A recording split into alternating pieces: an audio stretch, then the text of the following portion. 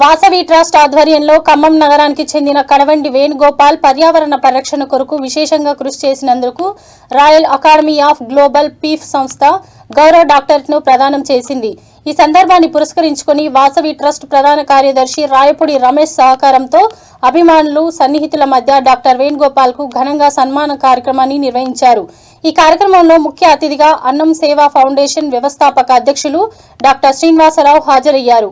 అనంతరం ఆయన మాట్లాడుతూ డాక్టర్ కడవెండి వేణుగోపాల్ పర్యావరణ పరిరక్షణ కోసం ఎంతో కృషి చేసి భావితరాలకు పచ్చని ప్రపంచాన్ని ఆకుపచ్చ తెలంగాణ అందించడానికి ఎంతో కృషి చేస్తున్నారని, ఆ కృషిని భవిష్యత్తులో మరింతగా కొనసాగించాలని ఆకాంక్షించారు. ఈ కార్యక్రమంలో పాల్గొన్న జిల్లా ఆర్యవైశ్య నాయకులు, ప్రముఖ వ్యాపారవేత్తలు, వివిధ వాసవి క్లబ్ సంఘాల సభ్యులు తదితరులు పాల్గొన్నారు.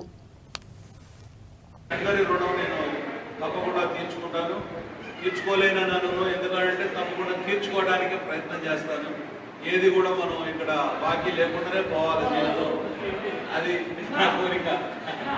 ఎవరు శత్రువులు ఉండకూడదు, ఎక్కడ బాకీ ఉండకూడదు.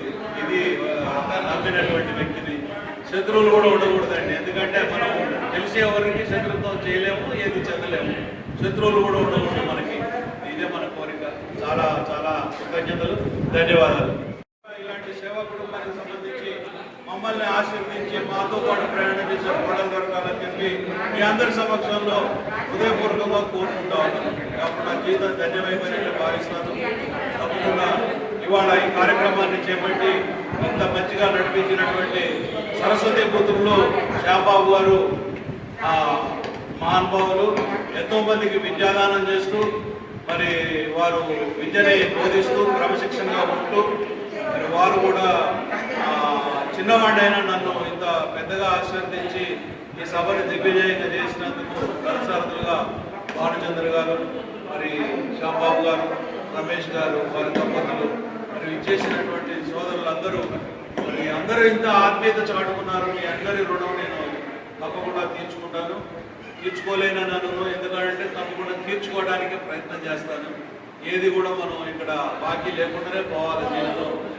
అది నా కోరిక. ఎవరు శత్రువులు ఉండకూడదు, ఎక్కడ బాకీ ఉండకూడదు. ఇది నమ్మినటువంటి వ్యక్తిని. శత్రువులు కూడా ఉండకూడదండి. ఎందుకంటే మనం తెలిసి ఎవరికి శత్రుత్వం చేయలేము, ఏది చెందలేము. శత్రువులు కూడా ఉండకూడదు మనకి. ఇదే మన కోరిక. చాలా చాలా కృతజ్ఞత.